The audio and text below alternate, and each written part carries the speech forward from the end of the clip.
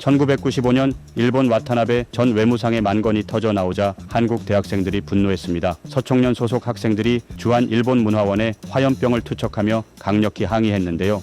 이는 김영삼 대통령이 세계화 원년을 선언한 바로 그 해에 일어난 사건으로 일본의 역사 왜곡 발언에 대한 한국 젊은이들의 뜨거운 분노가 폭발한 순간이었습니다. 당시 한일 관계의 민감함을 보여주는 상징적인 사건이었습니다.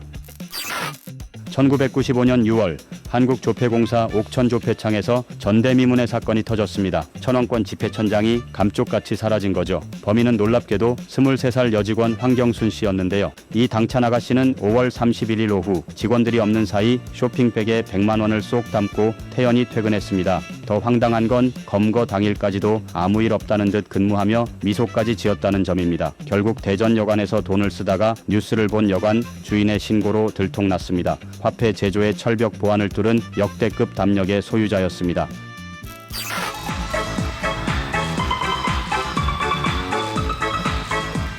(1995년) 여름 노이즈가 완전히 장악했습니다. 3집 앨범의 타이틀곡 상상 속의 너가 바로 그 주인공인데요. 김창환이 작사 작곡하고 김건모가 편곡한 이 곡은 가요 톱10에서 5주 연속 1위를 달성하며 골든컵을 수상했습니다. 더 놀라운 건 100만 장이 넘게 팔린 밀리언셀러가 되었다는 점입니다. 특히 두 팔을 치켜드는 호랑이 춤 안무가 전국을 강타했고 대만 가수 서후옥이 비기레로 번안할 정도로 해외에서도 사랑받았습니다. 노이즈 최전성기의 상징적인 곡이었습니다.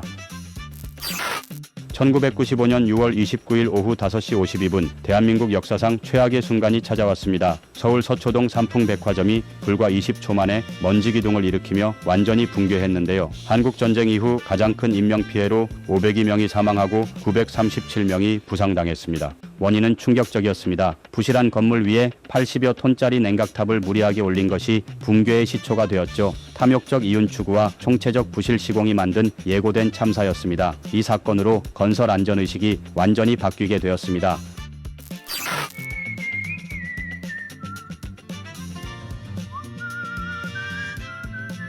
(1995년 6월 29일) 슬픔으로 가득 찬 하루였습니다. 오후 5시 52분 삼풍백화점이 무너지고 바로 그날 저녁 7시 김광석의 마지막 콘서트가 열렸습니다. 무대에서 김광석은 담담히 말했습니다. 상식적이지 않은 것이 상식화되어가는 모습들이 많습니다. 오늘도 비상식적인 일이 벌어졌더군요. 삼풍백화점이 무너졌대요. 그는 공연을 멈추지 않고 두 바퀴로 가는 자동차와 일어나를 불렀습니다. 6개월 후 세상을 떠난 그에게 이날이 진짜 마지막 무대가 되었습니다. 대한민국 최악의 참사날 한 뮤지션의 마지막 노래가 울려 퍼진 헤아릴 수 없는 슬픈 하루였습니다.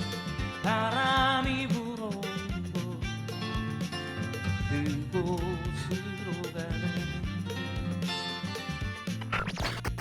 슬픔과 마지막 노래가 울려 퍼졌던 1995년 6월. 역사는 반복되지만 기억은 우리를 더 나은 내일로 이끕니다. 여러분의 6월은 어떤 기억으로 남을지 댓글로 남겨보는 건 어떨까요?